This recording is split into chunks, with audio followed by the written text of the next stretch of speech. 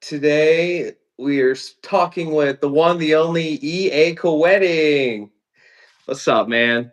What's up, brother? I'm so glad to get to talk to you today. Yeah, me too. I actually don't know anything about the runes. I don't know anything other than a little bit of the mythology on the Norse pantheon. So to dive into something completely brand new for me, and you having your upcoming runic spellbook coming out, man, this is to me it is divine timing. And I know we were going to before we jump into that. We wanted to start off, and this is the equinox. This isn't the equinox. This is the what is this? Yule, a solstice. Solstice. So yeah, we're gonna do a solstice ritual, a little miniature one, and then go into our conversation. So I'll go ahead and start it off and calling forth Lucifer, and then pass the torch to you, and we'll just open up this gateway for a new year. So I'm gonna turn my camera over here. This altar.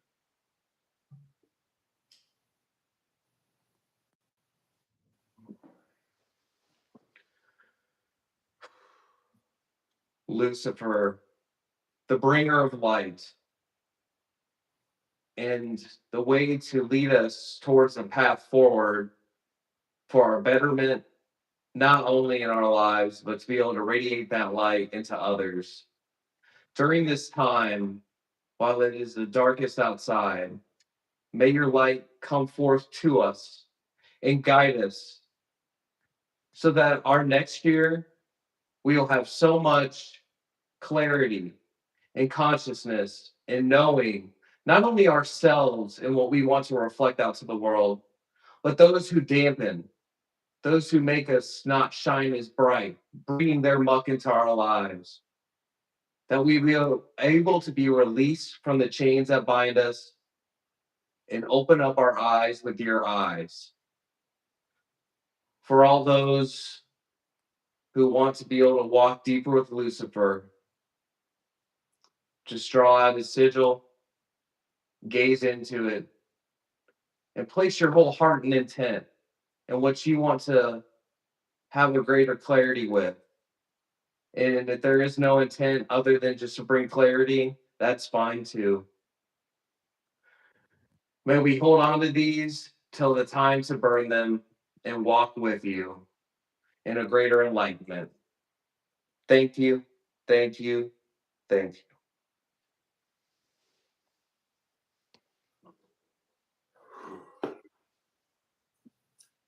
Thank you, brother. I could feel that. Yeah, that was undeniable. Thank you. Much like Lucifer and Odin, they're not far away forces that we have to invoke here. And so what we can understand is we're not actually invoking them. We're just recognizing the force that's already walking alongside us. We're giving honor to the thing that's already here. We're recognizing it. And so I'm going to go ahead and turn to Odin. Actually, before I turn to Odin, I've got a pathway I need to follow. Set the sacred space. And you can just look around your room. You can feel around the circumference, or you can do as I'm doing and pointing around the entire room and draw the circumference of your sacred space.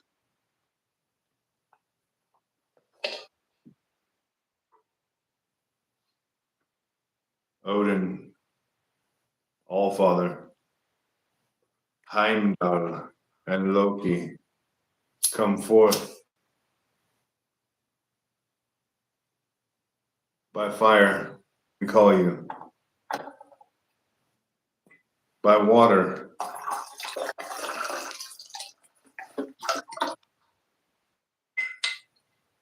sing your songs. Through earth, ground you here in our lives.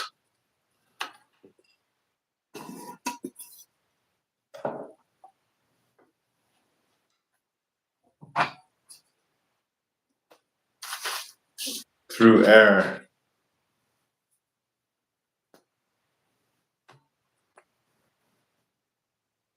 And the fifth gate opens. The fifth element awakens, the element of spirit that binds all the other elements together and binds us all. Many souls with one spirit. Odin, we call upon you through the runes.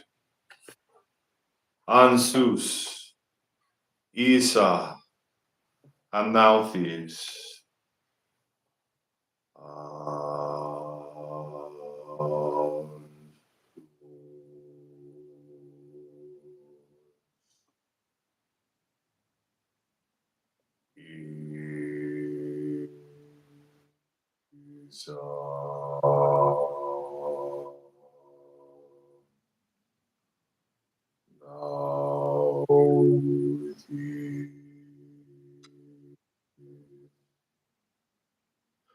Ansus is the rune, meaning the god speaks.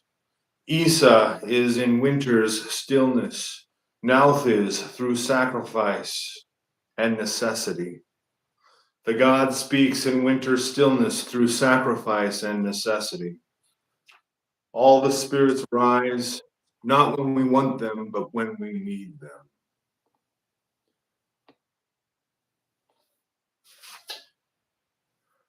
The wheel is turning.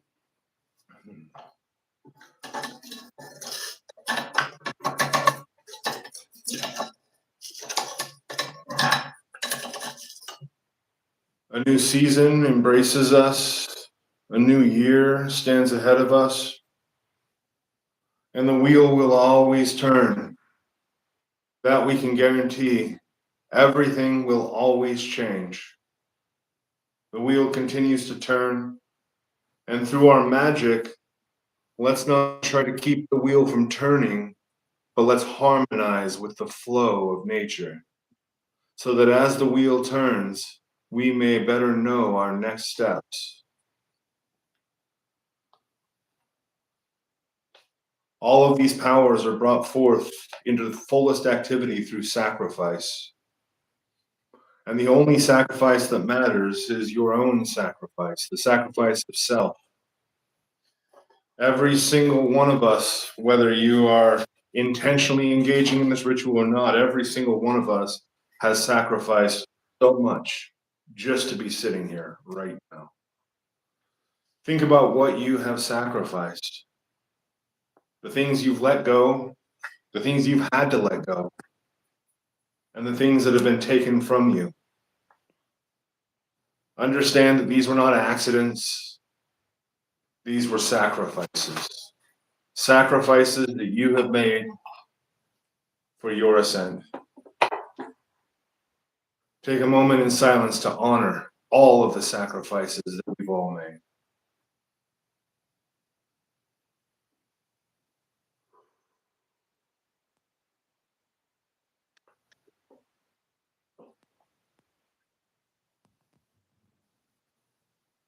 Indeed, I join in giving praise and invocation to Lucifer to bring forth the light, but slowly, in the right season. Bring us the warmth and light as we are ready to receive it. Bring us the warmth and light as the soil of our lives becomes ready to be fertile. Bring us the light and the warmth in the time that we are prepared for it.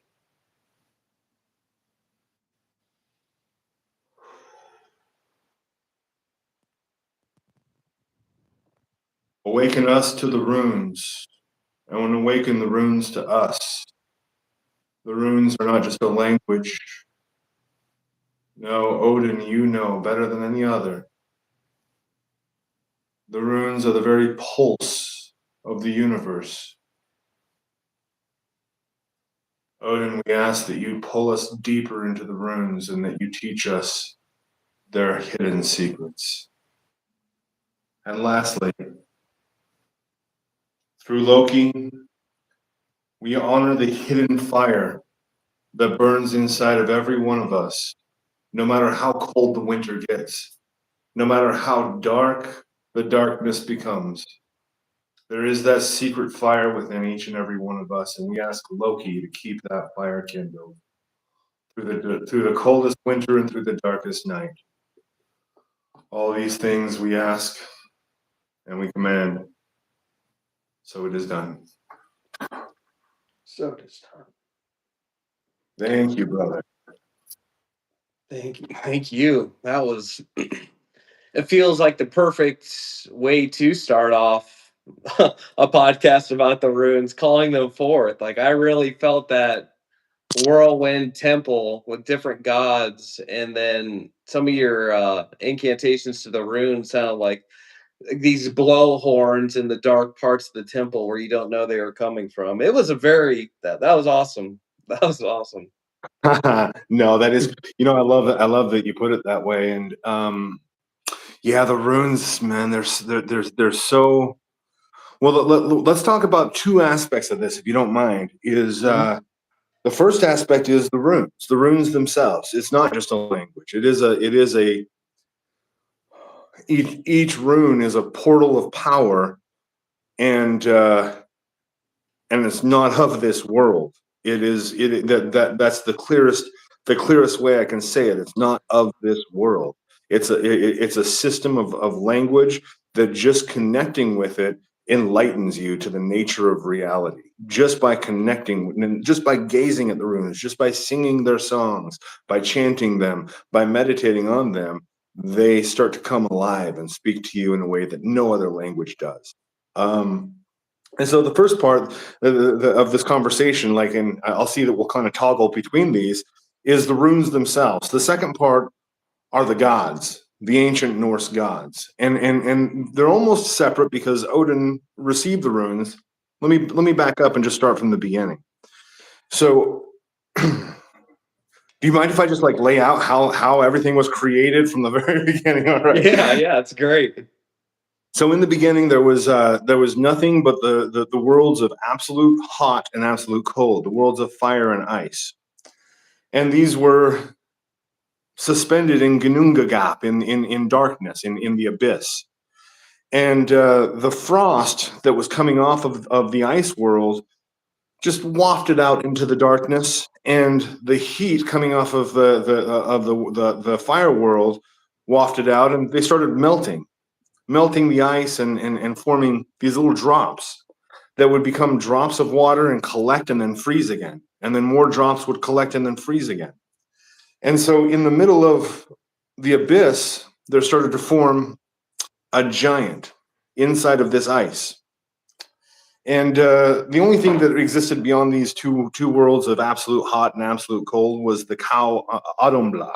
I know I'm saying her name wrong, but she's a primordial cow that she has milk running from her udders, and the milk runs down and starts melting the ice block and melting the first giant. And so this is the first thing that's ever created, the first intelligence, the first being, and he's a giant.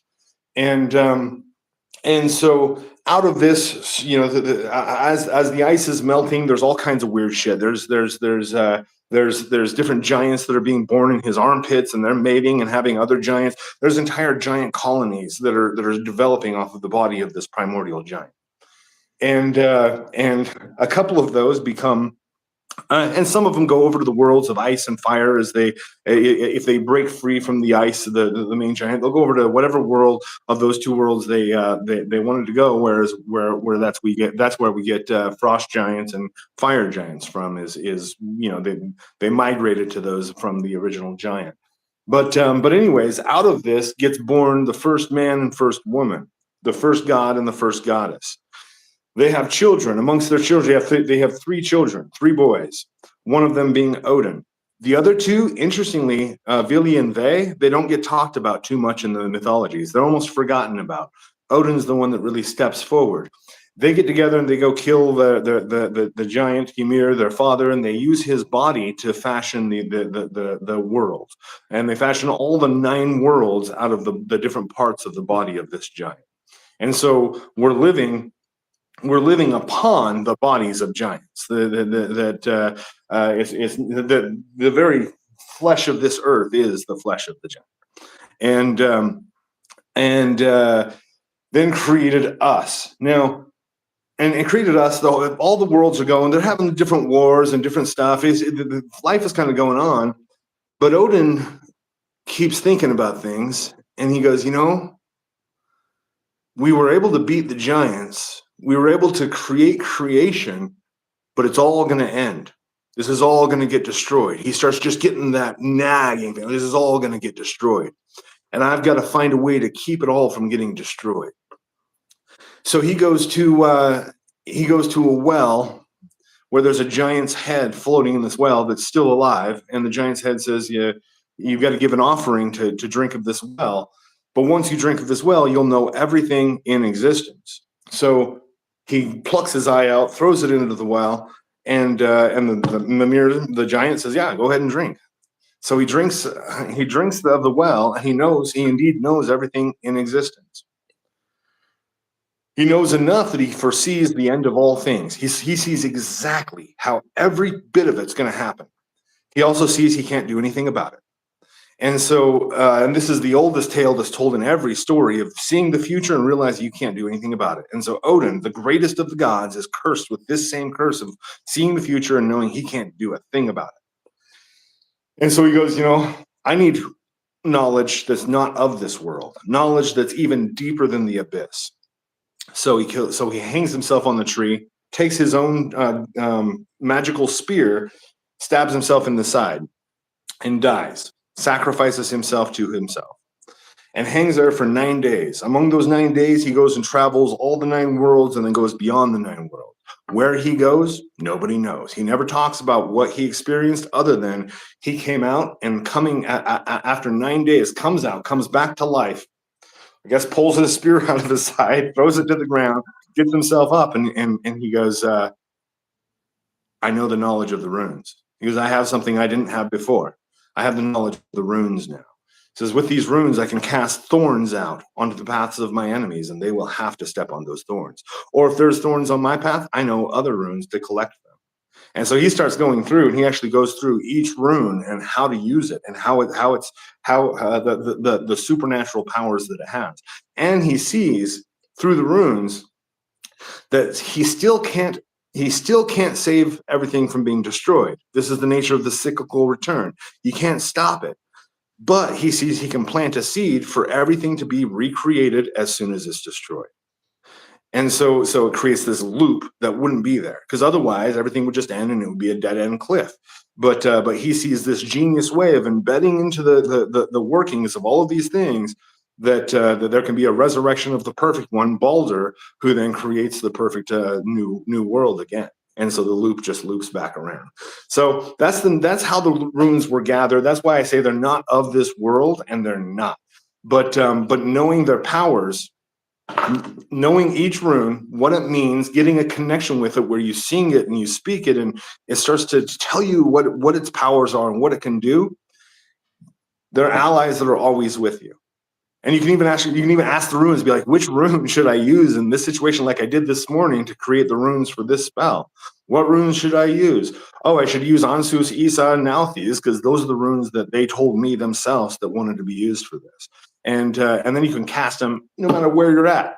No matter where you're at. If you've got the ability to get a knife out and carve them into a piece of wood, that's great. If you don't, just visualize it and chant it. If you can't chant it, just do it in your head.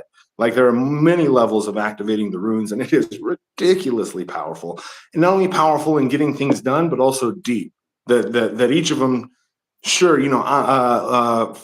Fehu is the rune for cattle. It's also the rune for wealth. And so you could see that and go, okay, cool, that's for wealth spells. If you follow that deep enough, though, it's about true abundance, and it's about creation and becoming a creator. And so you can follow each rune down just deeper and deeper and deeper. But that actually was like the first question I was going to ask is, how do you cast the runes?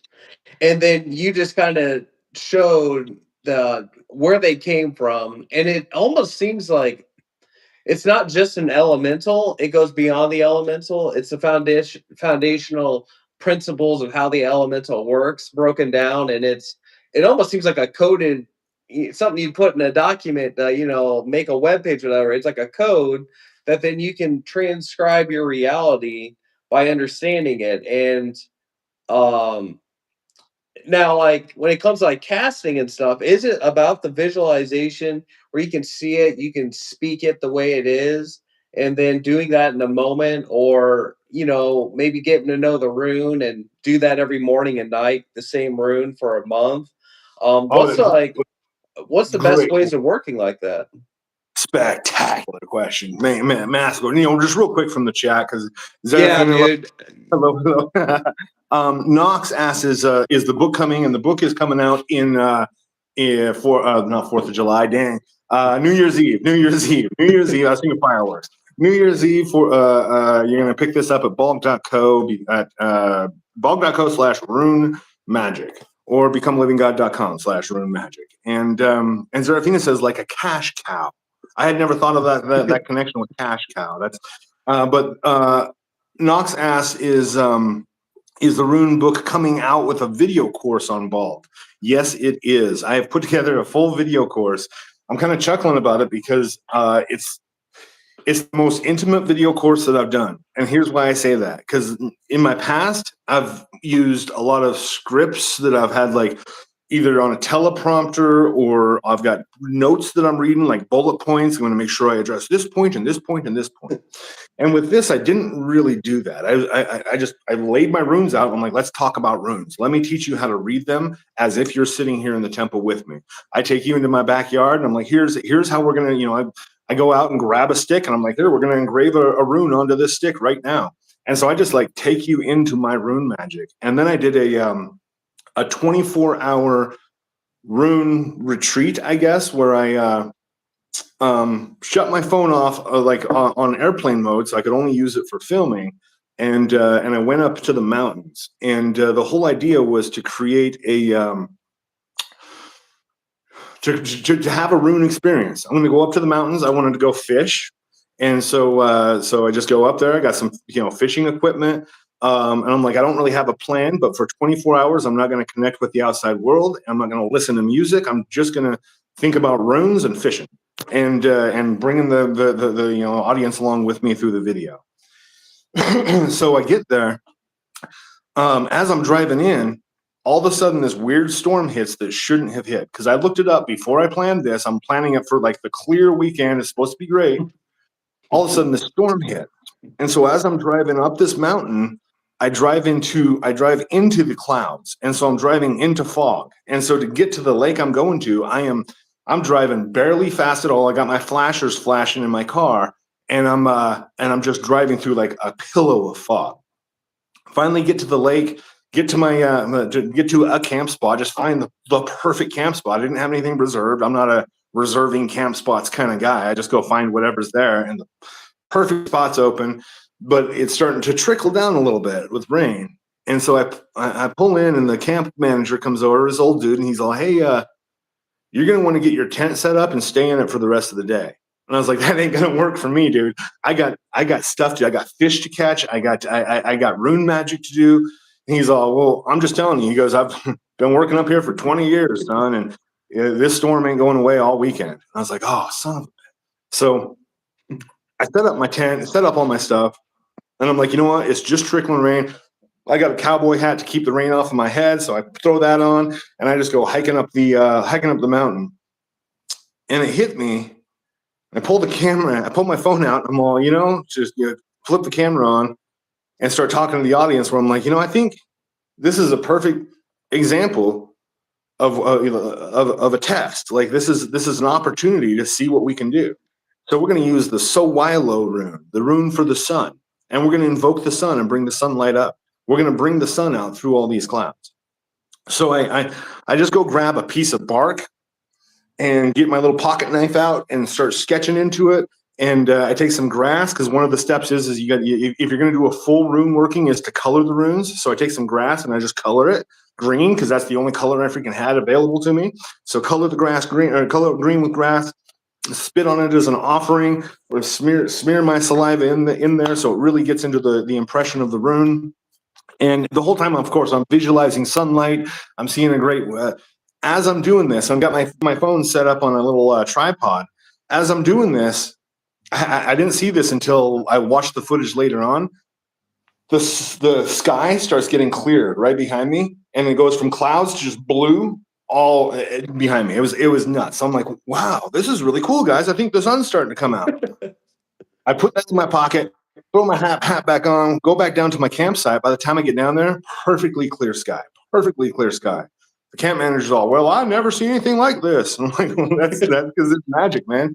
I go down, do some fishing, and have a great time. And not another cloud, not another single cloud in the sky the entire time. And it's just, that's, weather manipulation is always something really cool with magic, because it's like such an instantaneous feedback of like, dude, it wasn't, none of that was supposed to happen. And then I just got to wrangle it. So that's one story of like just using the runes for that. So yeah, I've got the video course. You're going to get to see all of that. You're going to get to see me in more of like a natural element than ever before, because I'm just being myself and I'm just telling you the magic, how the magic is. But yeah, so there's rune course with that. How to activate the runes? Yeah. So the best way to do it is to get my Rune Magic Spellbook. Log back up. / Rune Magic Spellbook.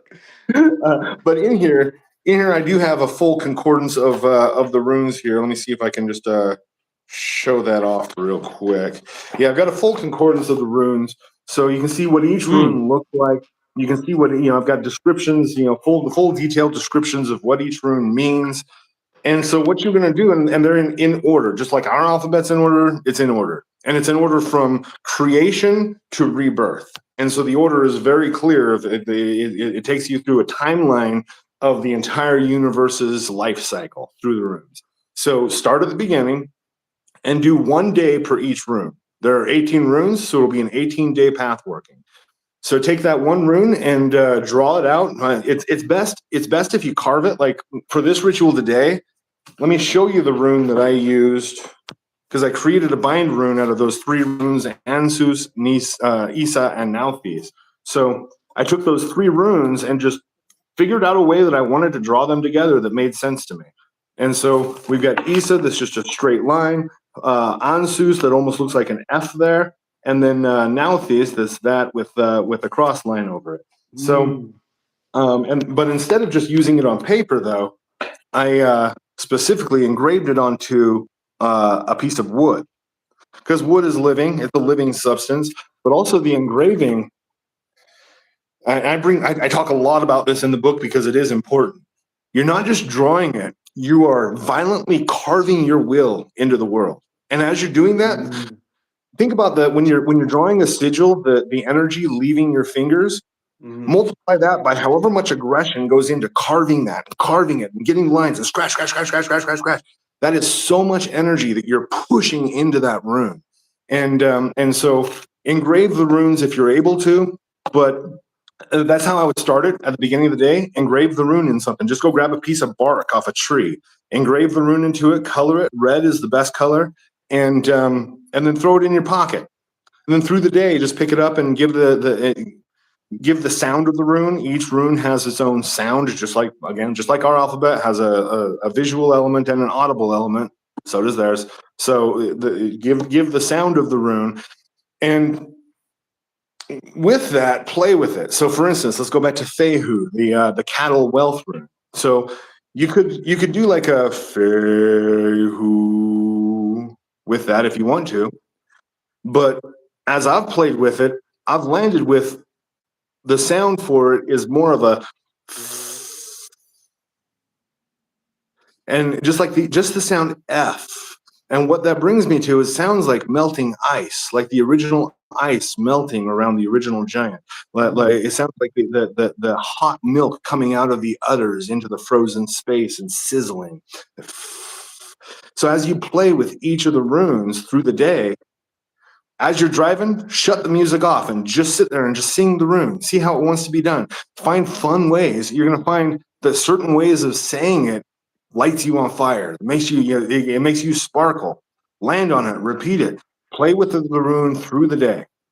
You're going to get to know the rune really well. And I'm going to say, if you're going to do a full path working with this, try to take the rune for a walk in nature. And what I mean by take it is draw it, carve it, gaze at it, and just see what it has to teach you. Just opening yourself up to it. It's just an open gateway. Don't try to set any intention. You're just opening yourself up to it. And then go for a walk and start chanting it. Fehu. And go and see if you can visualize it floating in front of you as you walk. That the rune is just there. I like to see it like it's red, like it's burned into the air in front of me as I walk. And so I was doing this several years ago with the Fehu rune. And again, it's the rune for cattle and wealth. I wanted the wealth, didn't give a damn about the cattle. But I go up to the mountain and I go start walking. And I drove up forever. I drove onto this dirt road, parked alongside this pond, start walking, and I'm chanting Fehu. I'm visualizing the rune. And then I start hearing these bells. And I was like, man, it's like I'm getting like a physical manifestation of something. Then I hear the bells kind of getting closer. I'm like, what? Look around, and there's a bunch of cows, a whole herd of cows that just starts following me. And I got scared for a minute because they basically came all around me, and I'm in the middle of this whole herd of cows. And so I kind of like slowly like start moving, and they started moving with me. Oh, and so I like made my way back to my truck and got the hell out of there. But it was a very clear, like, you're calling upon cattle, and that was a very clear sign. And the cattle themselves were responding to their own rune. So you can have some pretty crazy magical things happen while you're doing this. But if you take it one rune at a time, 18 days, by the end of the 18 days, I don't want to say you'll have mastered the runes, but you'll know them enough to be able to use them, and that they're not just tools, but they'll have become your allies and friends at that point. No, that's really awesome. I mean, that right there kind of just set up a little mini path working I'm definitely going to do. I definitely have a little bit of restraint on certain ones because let's just say I'm doing my everyday life and then I'm saying the rune of ice, the stillness, and I'm in the day wanting to be moving and such. Now, would you say that's almost perfect because then I'd find a deeper meaning than just those words for it, not to have any refrain? Yeah, absolutely. Like, yeah. So for instance, like the rune for Isa is ice, and it is stillness. And one of the lessons from it is don't fight it. If things are not moving, maybe it's time for you to just sit still. And instead of trying to fight the rune, you can work with it. Now, with that, you can also use the Isa rune and cast it forth to block somebody, to make an ice wall in their path so they can't get past it, to freeze them so they can't move against you. The ice rune, if you want to get really nasty with it, combine it with the Thurizaz rune. The Thurizaz rune is the rune of thorns and the rune of giants. And so then you're not just working with the element of ice, but you're working with the ice giants, and you're calling them forth against your enemy to cause ice thorns to stick in their side. So you can really tailor it, and but like you said, it's not just that Isa means ice. It also means stillness. It also means coldness. It also means silence. And so with each of them, it goes super, super deep. And so that's why it is really hard to take it's not like a one-for-one translation of their language, of the Norse language to our language, and especially when we're looking at like Norse, because it's like each symbol has so much meaning embedded into that one symbol. Yeah, I mean, just to bring it back to it, to really break it down, it reminds me of the periodic table, and they're different elements, and you with different elements together, you can make new things. It's kind of crazy the Arez Zoesha with all the different words and the meanings, and the runes actually really can they're very similar in their own different regard though. I mean, completely different regard, but I am seeing that. Like, I didn't know you could actually put the runes together. Like, I know for the Bluetooth symbol they have the communication and all that, so I do understand that. But I guess I didn't really think you could make a whole prescription per se with 6 different runes and then make them all something. That's pretty cool. We actually, you said a couple things that I want to unpack. You could use 6, I wouldn't use 6. I don't know that there's too many situations I would use 6 runes. Maybe if I'm trying to create a powerful triangle, a double triangle of manifestation, maybe I would use 6. So this is one thing with runes, and I do get into this in the book, so I give you some guidelines here for sure of the different numbers that are embedded into this. So if you want to create something new and something new and kind of simple, a simple 2 rune combination can be good. A male and a female rune that can then mate and create the new thing that you want. If you want to bind something or bring something maybe more complicated into manifestation, a 3 rune 3 runes can work really well. If you want to stabilize something and harmonize something, 4 runes is really great. If you want to work with if you want to have all 9 worlds, the power of all 9 worlds focused upon this thing, then use 9 runes. 8 runes can be good for bringing things to a conclusion. And so it's like, don't just randomly choose the number of runes, but you are crafting this. You're crafting it, and you do have to be not necessarily cautious, because it's not like you're not going to have too many situations where the runes turn against you and get the opposite of what you're asking for, but you're probably going to get like an overblown effect if you're using 9 runes instead of 2. If 2 would have done the job, do 2. You might get an overblown effect, or the opposite. You might get a weak effect. If you really have a complicated situation, throw 9 runes down for it. And one way to do this is to do a rune reading beforehand. Do a rune reading beforehand. You can even just throw all your runes on the table and at once see which ones land face up, and just see what you can divine out of that. Maybe there's a number sequence that you can come to through that, but there's a ton of crafting that you can do. Yeah, each rune stands alone, and if you want to use it in combination, it's called a bind rune. That you're binding these runes together, that they become a new thing entirely. So if you were to cast 2 runes together or 3 runes, would it be so, like with working with demonic sigils, you use the sigil for your working, and then after you're done, you burn it or whatever you want to do. You don't reuse that same sigil because it's a different intent that you put in. So let's say I do that 18 days where I end up building 18 runes. Would I like to cast them? Would I need to create the 3 again or 2 again and place them there? And then once that intent's done, destroy that? Or is it something you hold on to them, use it for 3 days, and then you put them back to your collection?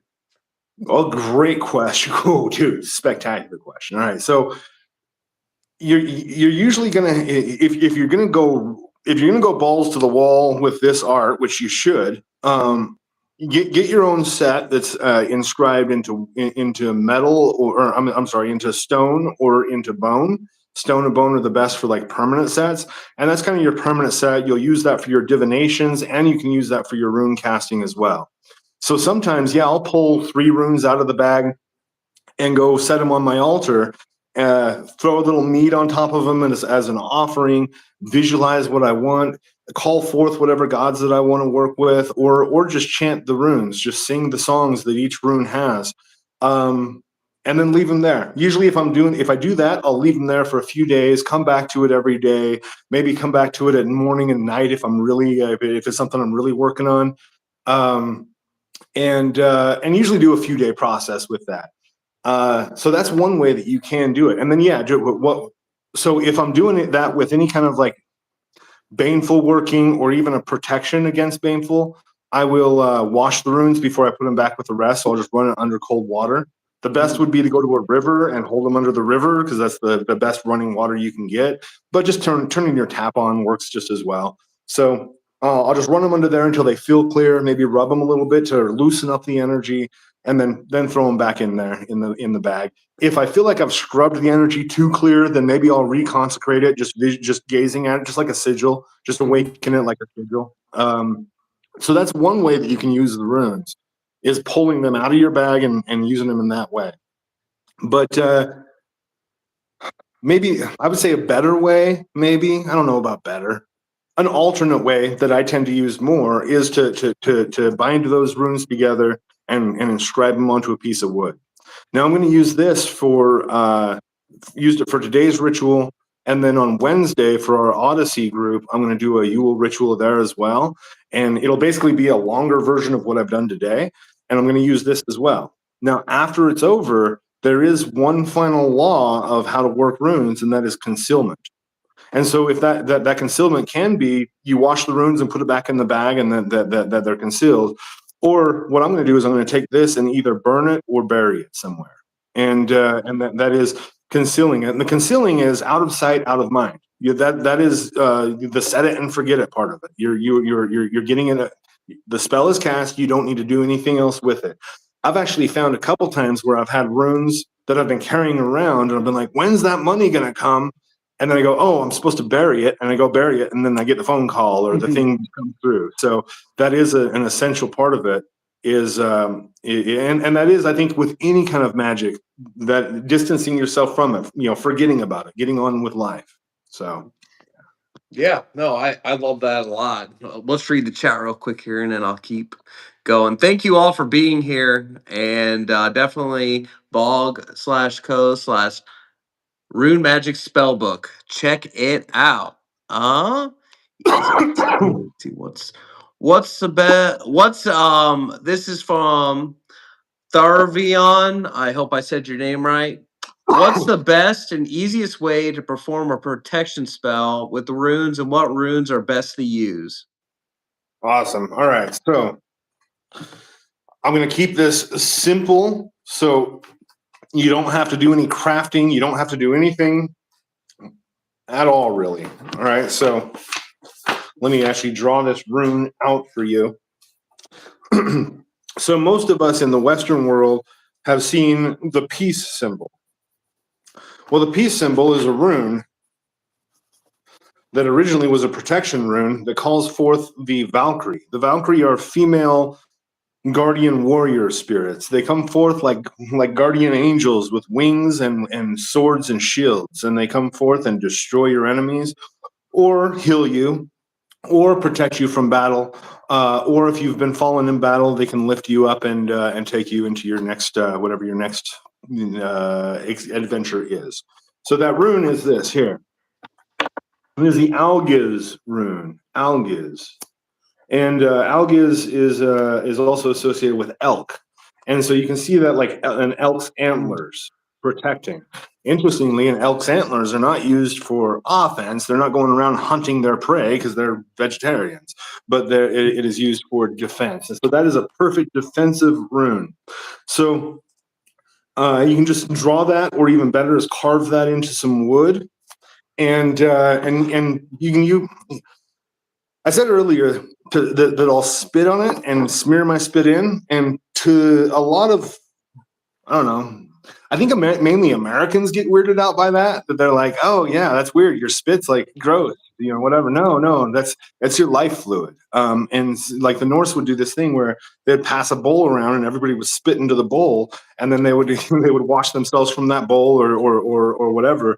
And it wasn't thought to be gross. It was your connection with your fellow man through your vital fluids.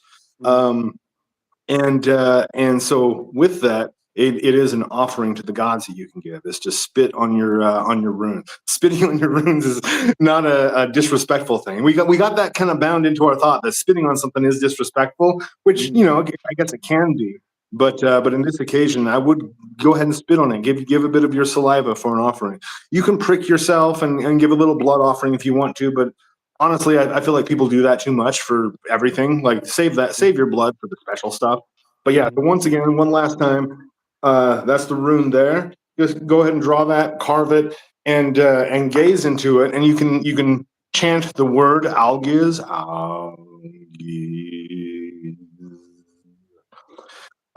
You can chant that word and feel which parts of it. Maybe if there's, for me, the Z comes out a lot. That'll kind of start and just trance myself out into the Z sound.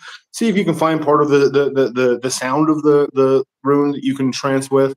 But most importantly is to feel the safety that you desire. And this is, you can, if you're good at visualizing, you can visualize an orb of safety, but the most important thing is that you feel it.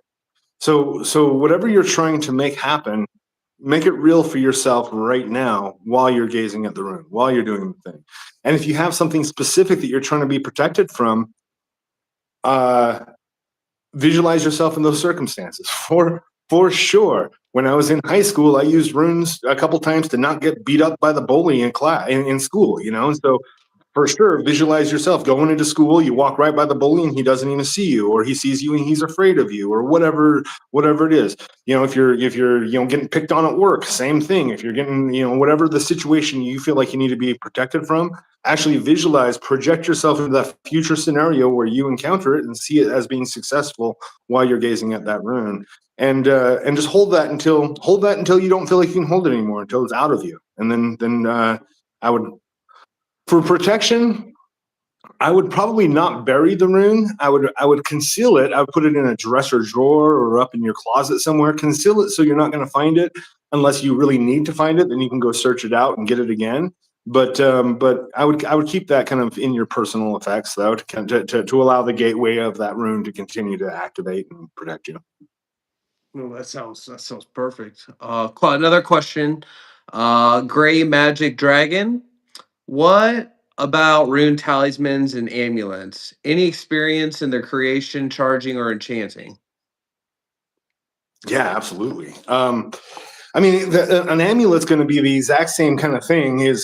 But instead of, let me take a step back.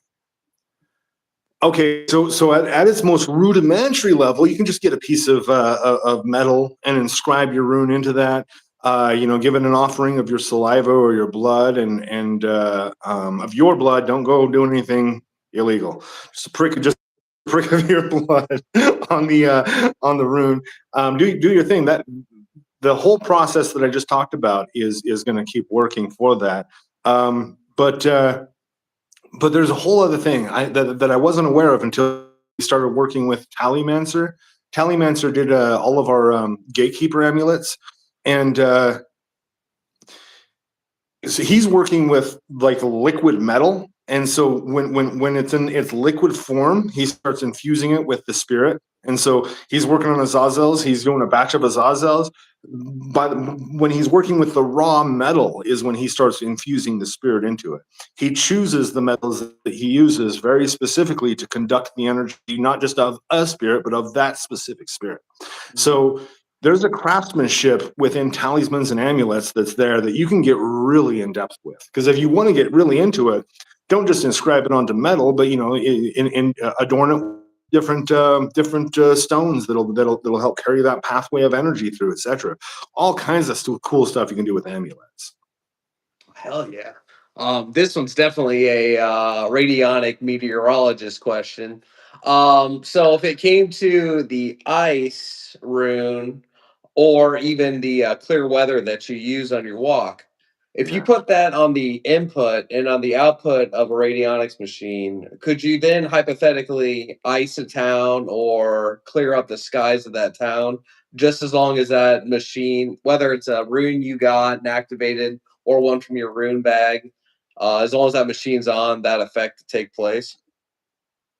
Yeah, for sure. You can use use every rune as an input. You can create bind runes and use those as your input. So I was thinking when I was setting up for our ritual today that we opened up with, I was going to use radionics, but I currently have a spell going for healing for a loved one that I don't want to stop, and so I just let that keep going. So I was like, we'll leave radionics for another day. But on there, I've got a rune staff, which is just a stick about that long that I've engraved on one end. That I've got laying on the input plate, I've engraved the bind rune of healing. Let me show you that bind rune because I've copied it here. So I've just created that bind rune for healing. I just took 3 runes for healing and slapped them together, and then engraved that onto that stick there, and then put my loved one's name on the other end of the stick, and then just laid it across my altar so that the rune is on the input, her name is on the output, and it's just balanced across the altar. So that's an awesome way of using that, rather than a separate piece of paper that has a person's name or a photograph or whatever, to actually engrave it onto that stick. So yeah, you absolutely can use that. But here's the thing that's tapping my intuition when you ask this question now, is that it is going to come back to the purity of desire. Do you actually have a need for it to snow or rain or for that town to freeze over? Or do you just want it to happen? Are you just curious? Curiosity is not enough.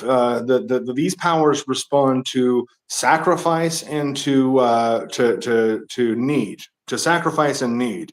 And when I say sacrifice, again, those are the things that you've had to give up, the things that you know you're going to have to give up to get what you want. And then you actually need it. And so with that, on the sacrifice end of it, how much is it going to hurt you if that town doesn't freeze over? Is that going to really hurt you if that doesn't happen? Because if it is, that's a lot of pain you can bring to the table. If you don't have much pain to bring to the table, there's not much energy there. So bring your pain. I actually had this dude, Rob, just this friend of mine, sent me an article this morning on email. It was an essay that he wrote about a ritual, like a love spell ritual. But the first candle that he has you light is a gray candle for pain. What's the pain that brought you here? And you got to address that before you start thinking about what you want and think about what's the pain that brought you here. So with that, if you absolutely need a town to freeze over, I got no doubt you can make it freeze over, but it has to be an actual need. Or at least amplified in your perception to be an absolute need. Because honestly, there's not too many things that are absolute needs. We could go live out in the forest and eat grass and stay alive for the rest of our lives, but that's not what we want. But as long as you within yourself feel that pain, that there is that matter of pain has to be brought forth as the ultimate sacrifice. Your own pain needs to be brought forth as that ultimate. Yeah, if you don't have that inner justification for what you're wanting and you're just experimenting, whether that's working with a spirit or a rune, it seems that, especially with the rune, like spirits might show you make something happen, so you're like, damn. But these seem like, once again, that chemical element on that periodic table that you have to fully, I'm trying to use now chemistry terms, but like activate that chemical ingredient. And without that activation, with that pure intent, there's nothing outside because you're tapping into a force, not an entity. Now that totally makes sense. The we And will okay. Where we at? yeah, I would see that. I think you're onto the right understanding of the runes as not entities and not necessarily even just letters, but powers. The letters and the symbols just represent the elemental power of that rune. For sure, it's also a gateway. That's one big thing to keep in mind when you're working with one rune or with these are gateways, and so just have that, and that is one reason that you keep them in a bag because you keep them close. If you just have your runes sitting open, those are just open gateways. That's nuts. That's a nutty thing to do. To just have open gateways like that. 18 open gateways spitting out whatever. No, keep that shit in a bag. But yeah, that is one way of seeing it. Also, is that it is the element and the gateway to that element at the same time. No, that's awesome. I know I see time, so I'm going to wrap it up with two more questions. I remember your old video. I know I could just keep talking with you too. That old video you had of transversing the nine the nine Norse worlds, the nine realms. I remember that came up like 6, 7 years ago, maybe even more, and that was so interesting. About talking with the different beings, such as the Asir, Vanir, Dark Elves, Frost Giants. So, besides the runes themselves, are you going into the different realms, the different entities, and what you can work with them for to be able to activate different things? Absolutely, yeah. Because yeah, it was like 6 or 7 years ago or something like that I did it was in 2018 that I did my rune magic, or no, not rune magic. It was my Viking magic course, and that was like more of a walkthrough through each world. I took you through each world and introduced you to stuff. And then what I've done with this is I've basically now I'm giving you all the things that they taught me. I showed you how to go meet the gods and stuff, but I never really told you what they taught me. And so this rune spell book is like, oh, and by the way, while I was talking to the Asir gods, boom, here's all the shit they gave me, and you're welcome to it. So yeah, what was your direct question? I kind of got off. Oh no. Actually, you're right on. Stay on Okay. target. Stay on target. No, that just I didn't know if within this book you went on to explain those different realms again. And so Yeah. it sounds like your first one was more of what the realms were, and this one's the direct consequences of going to each realm for what you were enlightened with. Yeah, So absolutely. So the first, I think, what, let me see, first 5 chapters are kind of discussing introducing the whole mythology and the concepts of it, getting deep into the runes themselves, talking a little bit about shape shifting early on.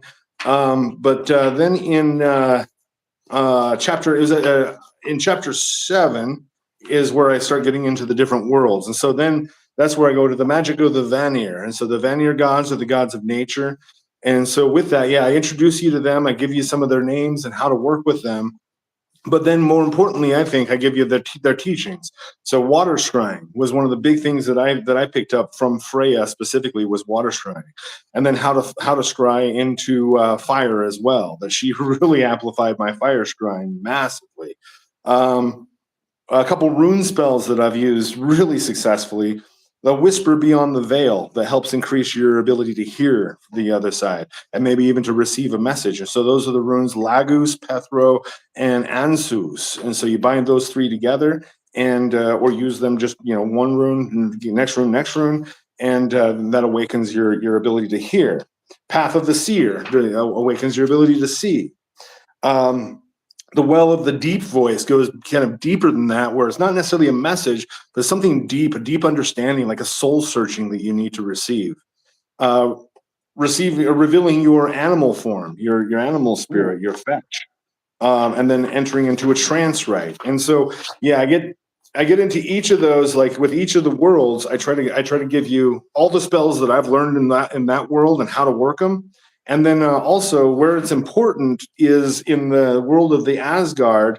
I give you a list of gods along with the different spells and stuff. I give you a list of gods and the sacrifices, the offerings that you can leave for each god. So different ones like honey, and another one likes different kinds of flowers. And so I've got kind of I was trying to find it and I don't see it right away, but a concordance of the major gods and their offerings. And then I do a similar thing in the world of giants. Just knowing the name of a giant allows you to make contact with it. And so I give you the names of the most powerful giants in the world of Jotunheim. And so yeah, I do kind of walk you back through these worlds, but rather than just like as an introduction to the world so you can meet them, I introduce you and you can meet them. But more importantly, I give you, here's what they taught me. Here's the meat of what they've given me. damn, that's really cool, man. Like I'm definitely gonna be picking up this book. It sounds like so many different directions you can go with the knowledge, and whether it's creating a rune with the cast or working with these different beings, man. It sounds like it's not it's a whole battle plan. It's not just one lane, this spirit, this. It's a whole thing. So, my last question, and I'm really excited to hear about this. Typically, you guys have a group ritual when you have a drops. So, I would love to hear. Do you have some things planned up for that? Yeah, yeah, I do. So I will be calling upon 3 of the major gods on your behalf, and that's Odin, Freya, and Thor. And those 3, Odin for wisdom. That's his main. He's an initiator. He's a teacher. He's a walker of the worlds, and so to initiate us into his wisdom. Thor for protection and for strength, because, and let's talk about that for a second. Protection and for strength. If you're walking a truly spiritual path, no matter what ism you want to put with that, if you're walking a truly spiritual path, it's not going to be easy. Your life's not going to be easy. I think everybody who walks a spiritual path knows that when you're living with authenticity, you have the lower worlds don't like you. The lower worlds and people that are in a lower frequency become your enemies real quick when you're vibrating at your light. And so you don't only need protection, you also need the strength to just keep going. You need the strength to stand up to it. You need the strength to do what you know you need to do with your life. And so that's the what Thor is going to bring to the table. And then Freya is the goddess of magic and sorcery. And so she's going to bring a mystery in there. I'm pretty clear about what Odin and Thor are going to bring. Freya is going to bring something that I'm not even sure yet. An initiation into the deeper levels of magic for sure. But she's almost standing off to the side, smirking and being like, "Yeah, wait till you see what I got for you." So yeah, dude, I'm super excited to do this ritual for anybody that wants to sign up for it. You know, a lot of times with my rituals, like I did this vampire ritual with ND a couple months ago, and I very truly meant it when I said, like, don't sign up for this if you're not ready, because like it could open up a door. This is not one of those rituals. Like, absolutely anybody at all can jump into this, and you're not going to have to be afraid of things, waking up in your life too quickly. You are basically just going to be getting a protection of the gods and an initiation into the deeper wisdom that you're able to follow at your own pace. That's one of the actually things that I haven't mentioned that I really love about the runes and about Norse magic. It's not as violent as the demons. Demons are violent, and that's really great. When I say violent, I don't mean like hurting people. I mean like tearing your life up and bringing all your shadows out and cracking your skull open to show you who you really are. The demons get the work done really, really fast, and sometimes a bit too rough. The runes don't have that. It is like a seamless integration with the harmony of life, and so you don't really feel yourself getting jerked around by the runes as much as you do the demons. Because like most of us that have worked with demons kind of have that feeling of like, dude, they took me on a wild ride, because that's what they do. It's not so much a wild ride with the runes. It's actually very organic, very harmonizing. That's that's awesome. That actually gives more ease when I was talking about that ice and using that for the day and all that type of stuff. It does feel more organic, and yeah, I'm really excited to dive in and learn a lot, and then I'll end up be able to chat with you and kind of bounce back some experiences. But yeah, thank you all so much for being here. Thank you, brother, for coming on and discussing this. I will, after this is uploaded, put down below the link in the description to your Odyssey, as well as where you can sign up for this book release on New Year's Day. And any final words for the audience? Go to becomealivinggod.com/rune magic and check it out. And I mean, the big thing is every single one of you is a living deity. The gift that we have of this reality is nuts. So I know it's easy to get bogged down in life and to get into depression and anxiety, and it's a hard world to live in sometimes, but it's also a blessing that all of the gods, all of the demons, all of the spirits want. They all want to be here. They all want what we have, and most of us are taking it for granted. So stop it. Start Yeah. enjoying. And if you haven't watched the beginning of the video, everyone, we do have a ritual of bringing that light in the darkest time of the year for the greater continual wheel moving for our next year and the years to come. So everyone, have an awesome one. Thank you again, brother, and we will all talk soon.